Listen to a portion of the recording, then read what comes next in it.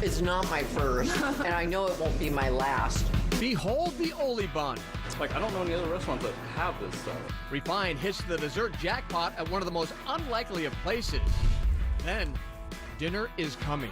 Hey, welcome to the first annual Game of Chefs. Local top chefs slice, dice, and battle it out in a coveted cooking competition. Plus, Refined goes inside one of the top jazz clubs in the nation. The famous faces who got their start at Jazz Alley. Seattle Refined starts now. Hey everybody, welcome to Seattle Refined. I'm Gard Swanson. You know what? I have the best staff here on Refined. They all get very pumped up when they discover something exciting and new. Recently, my producer, Jenna, blew into the office like a windstorm, practically hysterical about something she'd seen on the internet. It was called an Oli Bun, and she was flat out obsessed.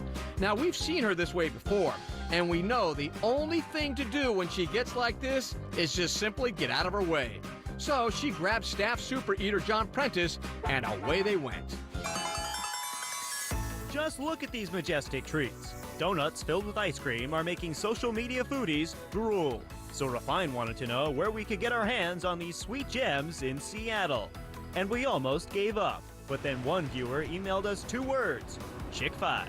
Like, dude, where else can you find this? In Seattle or Bellevue? But no, this is only up north and up in Mill Creek. Chick-5 in Mill Creek may be known for their fried chicken. But the real star is the Oli Bun. Then you see the little fruity pebbles dancing toward people's tables, so you gotta try it. So, alas, the little, secret magic of the Oli Bun emerges. Owner Jenny Lee is the mastermind behind this crazy concoction.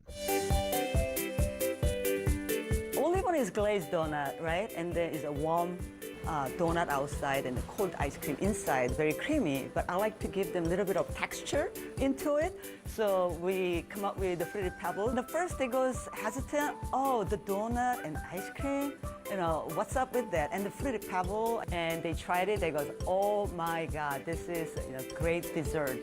Holy cow, the best of both worlds, that is delicious. Man, everybody always talks about the oil bun here on social media, on Instagram. And the cool thing is, I don't know any other restaurants that have this. A lot of people from out of town, driving from the Lacey or Arlington or Bellingham, and they goes, oh, I'm here to, have your Oli Bun ice cream. It's really good and it's really sticky though, but it's still good. Blueberry, I got you. There's 8 ice cream flavors to choose from, but fan favorites are Bow Hill Blueberry and Cookies and Cream.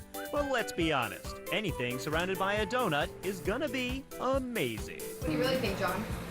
I think it's really good. That's what I think. I'm not playing this up for the camera here. This is actually delicious. Just one more question. What's with the name? The name, actually, the Oli Bun is from the family youngest, Olivia. She's very adorable and precious for our family, actually. So it's from Olivia, Oli Bun. Well, I guess if Mill Creek can find its fame in the Oli Bun, that's a good thing. John Prentice, Seattle Refined. In case you were wondering, our producer Jenna thought the Oli Bun lived up to her high expectations. To learn more about Oli Buns and Chick-5, log on to our website. Sadly, one of Seattle's biggest foodie fests is done for another year. But don't worry, you can always relive that joy that was Bite of Seattle on our website. Refined.com managing editor Britt Thorson was the star of the show at this year's Bite Cook-Off Challenge. Okay, well, maybe not the star. She actually lost to Como News anchor Morgan Chesky, but she looked great doing it. And she wasn't the only Como personality at the Bite. You can check out the full gallery on our website. Not to be outdone, over at Pike Place Market, a hot cooking competition that was part Top Chef, part Game of Thrones, and part Foodie Fun Fest. Hey, welcome to the first annual Game of Chefs. That's Como Chef Wayne emceeing this one-of-a-kind competition that Seattle Refined and Seattle Made helped create, pitting local celebrity chefs against each other in a race against the clock. It's getting real here at Game of Chefs. All right, so we're in the Atrium Kitchen here at Pike Place Market. We're Seattle Refined. We can go behind everything, so come on in here. Hold on there, Seth. We'll get to that in a second. But first, more about the challenge. 3 chefs from 3 of Seattle's top restaurants have 90 minutes to throw together the best possible dish using Seattle-made products. everything from chocolate to North African spice rubs. As the crowd enjoyed wine and appetizers, Will Gordon from Westward, Alvin Goh from Market, and Carolyn Ferguson from Belle Epicurean sweated it out in the kitchen. With just 30 minutes left, Chef headed into the eye of the storm to make everyone a little nervous. All right, you got Will over here. How's everything going? Yeah, we're good, we're good. They got a half hour left to make this unbelievable dish using all of these ingredients. Alvin, how's it going? Going great. Good? All right, come on through here. Look at these puff pastries. This is one of the secret ingredients that Carolyn is using. How's it going? Looks like you're calm. I am calm. You're doing a great job. I love it. Hey, come on in here. Look at these. Quail eggs. One of her ingredients here that she is making, a part of a kimchi puff pastry. 30 minutes to go and we're tasting it. But before the judges could weigh in, Seth gave Refined a tasty preview. First up, we've got Will's pork kofta.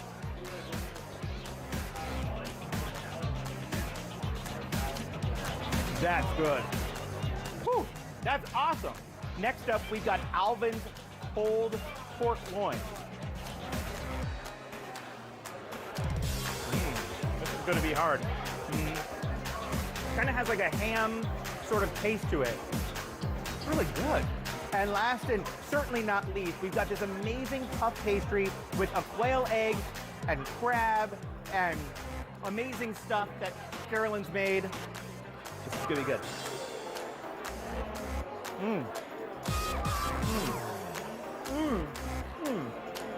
Carolyn, that is good. There's kimchi, so the flavors of that come out. If I was a judge,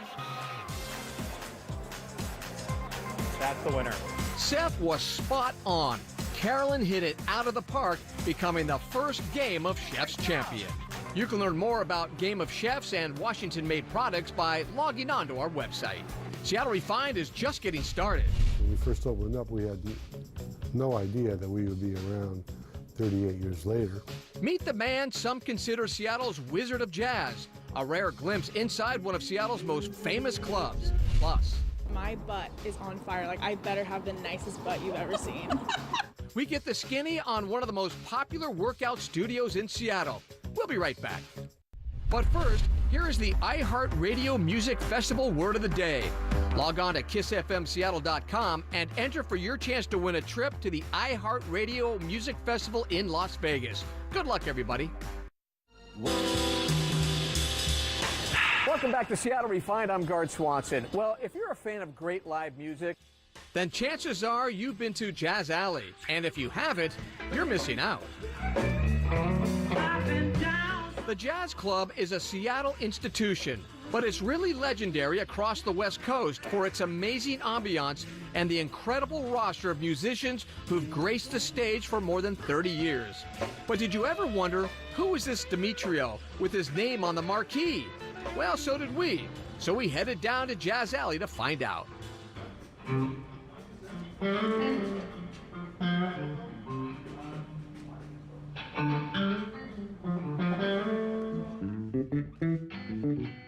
John Demetrio's love for jazz started well before he opened his club. And they had a club called the Crown Terrace on top of the Edgewater Inn. And I was a busboy down in the restaurant. I used to sneak in the back up the stairs, and I watched people like Tijuana Brass, Herb Alpert, and Sammy Davis Jr. was there. Through the years, Demetrio learned the restaurant business and eventually went to work for his brother at Pioneer Banquet Restaurant in Pioneer Square. I went to work for him bartending and running the bar and also booking the music. So that was my first introduction to actually booking jazz music.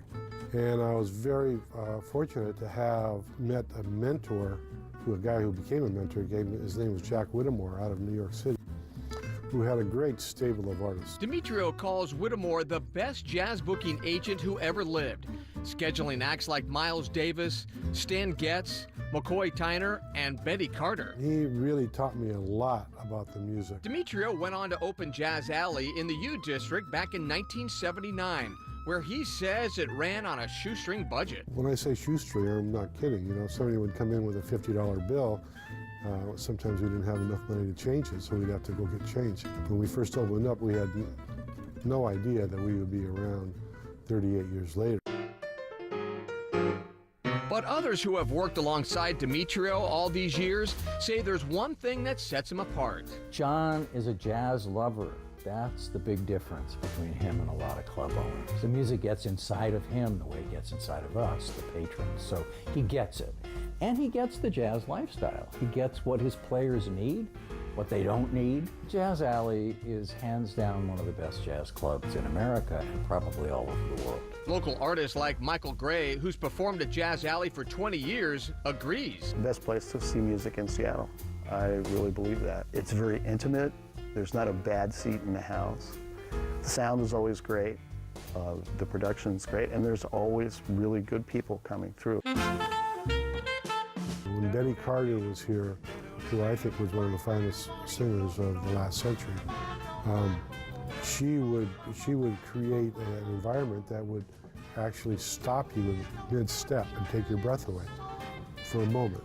And it would be so intense and wonderful. Another popular performer, not well known at the time. I can think of one time when I heard a young man sing and play the piano, and it was the first time he'd ever played in Seattle. And I looked at this guy and I said, I'm really glad I'm seeing this guy because I'm never going to see him here again. His name was Harry Connick Jr. You got to go see the autograph. While Harry may not make an appearance anytime soon, you'll definitely find Demetrio working the club, just not front and center. I like to stay in the kitchen, and I like it because I get to see all the employees. They all have to go by me, and it's really nice to do that and to work with them. We're happy we're here, and we're going to be here for a long time to come. It turned out to be a dream come true. To learn more about Demetrio's Jazz Alley, check out our website. Coming up, you know what my granny said about biscuits. Refine's hostess with the mostest shares her secret on making the best biscuit in town. We'll be right back.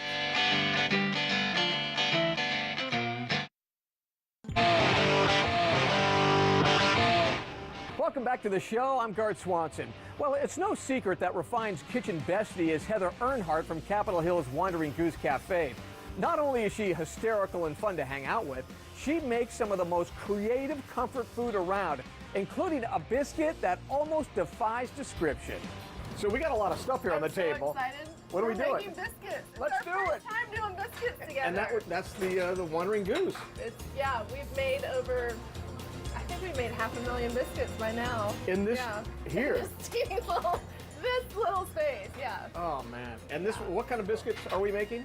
So today we're doing our buttermilk biscuit, but we're going to add some chicken skin. It's like a big heavy potato chip. It is so good. Potato chips, chicken skin. It's all the same, right? All the same. So we're doing our buttermilk biscuits. This has Boonville Farms biscuit flour. It has baking soda, baking powder, some salt, and just a little pinch of sugar. So this is 12 ounces of cold butter that I've just cubed up. You want cold, you don't want warm. You want to keep all your ingredients cold. Then Heather slowly mixes in the buttermilk. This is the tricky part. I'm not going to measure this. I'm going to just mix it in slowly until it all comes together. You don't want it to be too wet, and you don't want it too dry either, and you also don't want to over mix it. You know what my granny said about biscuits? She said if you mix them 11 times, that's 10 times too many. Oh, yeah. So the very last thing we're going to do is add the chicken skin. And you don't break the chicken skins up? You know, the mixer breaks it up for you, so you don't really... Wow. Normally we make them in the mixer. Skins on the loose! Skins on the loose! And then you don't even need a rolling pin. If you have one, that's fine. If you have a bottle of wine, you can use a wine bottle. We measure it about by how tall our biscuit cutter is, but when you press it down, you don't want to twist it as you're pressing. You want to go straight down because that's going to help your biscuit rise. Heather brushes the biscuits with butter, then pops them in the oven at 425 degrees and lets them cook until they are golden brown. Those look terrific. Oh, those look good. Oh, look at man. that. There is nothing better than a hot Woo, biscuit. baby. Okay. I'm just going to take a piece You right want here. to take half and I'll take half? Yeah. Oh my God. That is a dang good biscuit. Heather's cookbook, Big Food, Big Love, is in stores now. We'll be right back, but first, your Tech Tango tip of the week. Playing computer games on Steam, Blizzard, or other game libraries traditionally requires a powerful computer, which can be expensive, and they're typically not portable. Liquid Sky, a new cloud-based computer gaming service, allows you to play these powerful games on almost any device, including Android tablets and smartphones. Rather than you having to have a high-end PC, Liquid Sky hosts your games on powerful computers in the cloud. When you log in from your device, such as a laptop, phone, or tablet, you can play the games as though you are on a high-end gaming machine. Liquid Sky makes your gameplay portable, and if you have an older, less powerful computer lying around, you can still play powerful games without the cost of expensive hardware. I'm Francie Black. For more information on Liquid Sky, visit techtangotoday.com. Welcome back to Refined. With all the food and cocktails we feature on Refined, sometimes we need to remind ourselves to be a little bit more healthy. That's why we are sweating it out at some of the hottest fitness studios in Seattle this week to see which ones are really worth your time and, of course, your money. Yesterday, Refined team members Britt and Gina got worked at Orange Theory. Today, it's all about Pure Barre, where they quickly learned it's a lot harder than it looks. The big draw to Pure Barre, hands down, is that it works. When Gina and Britt first arrived at the Pure Barre in Green Lake, they thought it was a dance class. Turns out, they were about to get one of the most intense workouts of the week. I actually, about a year and a half ago, did a Groupon with a friend, did Pure Barre, and I walked in there thinking I was all that and that this is just ballet. And I started doing it, and like very quickly, like my whole body is shaking. I am nervous to try this just because I've heard that you feel like you're not doing a lot, but then all of a sudden your muscles really start to shake and kind of give out. Pure Barre is a total body workout that fuses together elements of ballet conditioning, Pilates, some lightweight work, and a lot of like isometric deep strength work. So the first class can be a little overwhelming. There's a lot of jargon. Left arm wraps around the waist, hold on to the bar. Turn your right toes out, so take this right hip in closer to the bar. Just like in like a yoga class where there's a lot to learn about our technique, there's so much to focus on that it's not the time to judge somebody else. Nobody's judging, we're accepting of everybody. And it's your time to really just focus on yourself. Sammy, the instructor, was spot on. Britt and Gina were overwhelmed, but powered through like champs.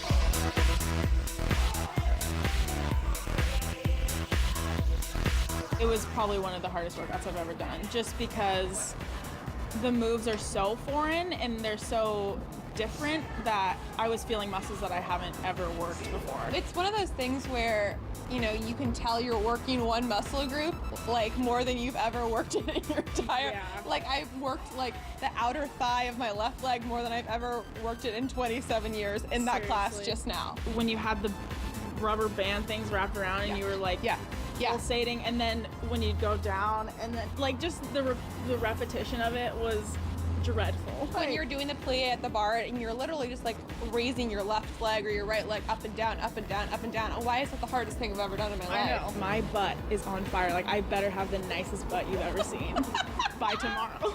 3, 4, crunch, crunch. The class left Gina and Britt mentally and physically drained. But thanks to Sammy and the other women in the class, they gave Pure Barre 2 sore thumbs up. Sammy is such a perfect, you know how you put up in your room a picture of who you want to be? She's a perfect human being. She's a perfect human being. Yeah. So she's doing the class and you're like, if I just raise my leg a little higher, I'll look like Sammy. Yes. I mean, you look at the girls in there and they have killer bodies and fitspiration. Yeah, seriously, and it just they're really nice and there's a good vibe in there. So I think it'd be fun to try it again for sure. I'm gonna hurt tomorrow. Yeah. No one talk to me tomorrow. Yeah. Britt and Gina need to rest up. They take on local chain Ian Fitness tomorrow as Refined's workout week continues. Why they said it was one of the best fitness classes they've ever been to. All right, that's going to do it for today's show. I'm Gart Swanson. Thanks for joining us right here on Seattle Refined.